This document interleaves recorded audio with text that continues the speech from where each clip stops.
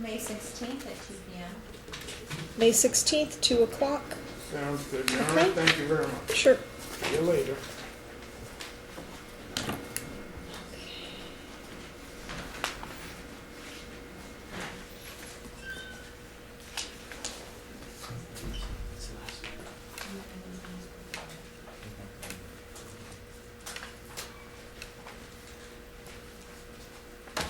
Okay, David Roy Stillwell. This is an obstructing charge, C10416999A. Come on up to the podium for me, Mr. Stillwell.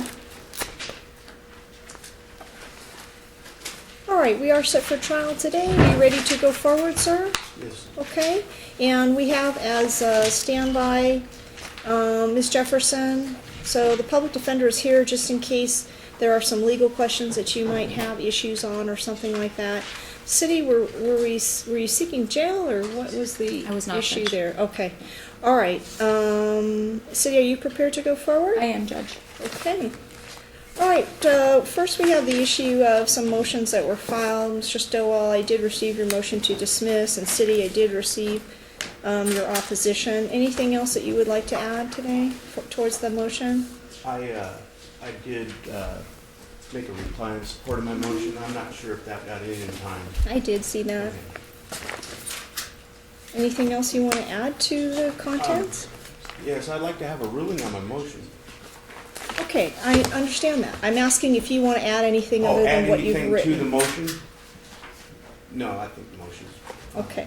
City, anything else you need to represent with respect to the motions? No, Judge, I just wanted to add that I did just reference mostly the constitutional issues, but there is also a statutory scheme in Nevada. It's NRS 484B570 relating to administrative roadblocks. And I believe this must be a new statute, NRS 484B580, which makes it a gross misdemeanor for a failure to stop at a roadblock. So I just wanted to add that. Okay. All right, Mr. Stillwell, with respect to your motion, here's the situation. We're set for trial today. What you've raised are questions of fact, okay? There are factual disputes. There's really actually nothing in evidence for me to dismiss yet. So your motion is, in a sense, premature. You certainly can raise the same issues that you're raising in the course of the trial as things come up or don't come up through testimony. But I'm going to deny your motion because I don't think it's appropriate at this stage procedurally. Doesn't mean those issues aren't still potentially viable, but there's nothing for me to really dismiss. Do you understand? There's no facts and evidence before me. And as far as being able to go forward, yeah, there are questions in dispute of fact with respect to probable cause. And I'm not going to know that until we hear what the testimony is or isn't. So on that basis, I am denying your motion, Mr. Stillwell. Okay? All right. City, are you ready to go forward? I am, Judge. Okay. I'd like you to have a seat there for me, sir. And City, please call your first witness. City calls Detective Lang. Okay. Your Honor, I'd like to have a motion to exclude. Okay. All right. Detective, you stay here. Anyone else who's going to be a witness, please have a seat outside. Don't discuss your testimony with anyone. Mr. Stillwell, do you have witnesses also that are here today? Nope. No, just observers. Just observers. Okay. All right, come on up for me, sir. Do you solemnly swear the testimony you're about to give will be the truth, the whole truth, and nothing but the truth? Yes, I do. You may be seated. Detective, could you please state your first name and your last for the record? Scott Lang, L-A-N-G, And how are you employed, sir? Detective, Las Vegas Metropolitan Police Department, Traffic Bureau, Excuse me, how long have you been so employed? 23 years. As part of your job requirements, do you typically set up checkpoints? I help, yes. Can you explain a little bit to the court about checkpoints and how you set them up? We determine a location through high accident locations, large vehicular traffic numbers. Once we determine a location, we go out and measure it, paint it up for a proper number of feet, which is supposed to be in accordance with NRS. And then at the night of the checkpoint, we set up signs. During the course of your employment, how many checkpoints do you believe you set up?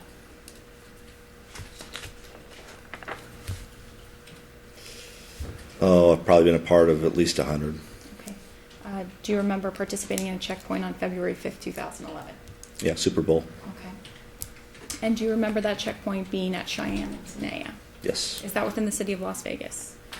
Yes, it was west of that location, actually, not right at the intersection. Okay. And do you remember coming into contact with a David Stilwell? Yes, I did. Do you see him in the courtroom today? The gentleman seated at the defense table. If you could please point to him and describe an article of clothing he's wearing. The gentleman in the suit with looks like a light green shirt. Let the record reflect identification of the defendant, Judge. It will. Detective, can you tell me a little bit about this specific checkpoint, how you set it up, if you gave notice to the public, etc.? I believe the required number of feet was a quarter mile away, because this was before the new law had gone into effect. I believe we were measuring out to about 1,300 to 1,500 feet for the first signage. And then after that, there was reduced speed limit signs. The first sign is usually police checkpoint ahead. And then after that there's a reduction in lanes. And then we have stop signs where the actual, we call the zero line, where we put our stop signs. Then we have cones back about 250 feet. And then the officers stand between the stop signs and the end of the cones. And there's usually about 20 to 30 officers, depending on if this is just Metro or other agencies are assisting with us with the checkpoint. And this particular date, February 5th, 2011, do you recall if it was just Metro or if other agencies were assisting you? There were other agencies there. And what agencies were those? Highway Patrol, I believe Henderson was there, possibly Paiute Police Department, and I can't remember if Boulder City was there or Henderson. And as a general question, what is the purpose behind these checkpoints? To identify impaired drivers, test them. If they fail field sobriety tests and a PBT, then they get either the option of Intoxilizer 5000 test, which is at the location, or the option of a blood test from a nurse. Now, when a car drives into the checkpoint, what is required to occur? All is required by the driver is to just roll the window down. The officer then leans down, speaks to the driver to determine impairment, and if there's no impairment, they let him go. If there's impairment, then they take him out of the vehicle and test him. Now, as a detective, what's your specific job at a checkpoint such as this? After the checkpoint's set up, my specific job is just to make sure that things are flowing in the command area like they need to be flowing. People are being tested properly. We're in accordance with what we need to be. If the nurse needs anything or the phlebotomist needs anything, if the people in the work in the DUI van need anything, just if someone needs something, I'll help out. Now, during the 100 checkpoints you've set up, have people refused to comply with the requirements of a checkpoint? What do you mean?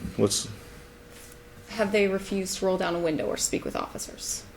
It's very seldom. Okay, and when that happens, what is the recourse based on your training and experience? Well, actually, it's been fairly recent that's happened. One of the first times it happened, the gentleman put the video on the internet, on YouTube or some site, and he wasn't really dealt with. He rolled the window down an inch, put a sign up on the window that said, "I'm not talking to you, I don't have to talk to you," and they kind of just didn't really know what to do.